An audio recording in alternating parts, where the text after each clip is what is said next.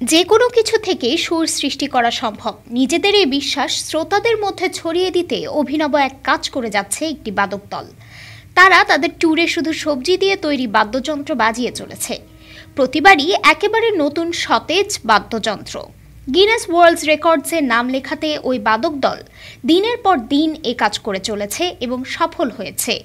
দলটির নাম the vegetable orchestra. 11 সদস্যের বাদক দলটি গঠিত হয় 1998 সালে অস্ট্রিয়ার ভিয়েনায়। বাদক দলটি এ পর্যন্ত 344টি কনসার্টে তাদের বিশেষভাবে তৈরি বাদ্যযন্ত্র বাজিয়েছে।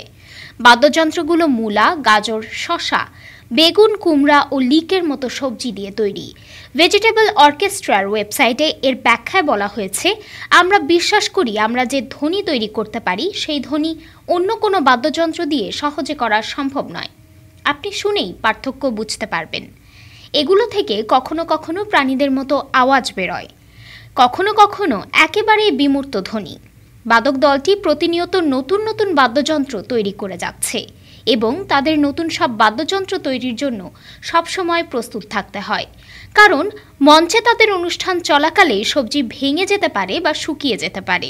কনসার্ট শেষে দলটি দর্শকদের সবজির স্যুপ খেতে দেয়। বাদ্যযন্ত্র তৈরি করতে গিয়ে যেসব সবজি বেঁচে যায় সেগুলো দিয়েই ওই স্যুপ তৈরি করা হয়।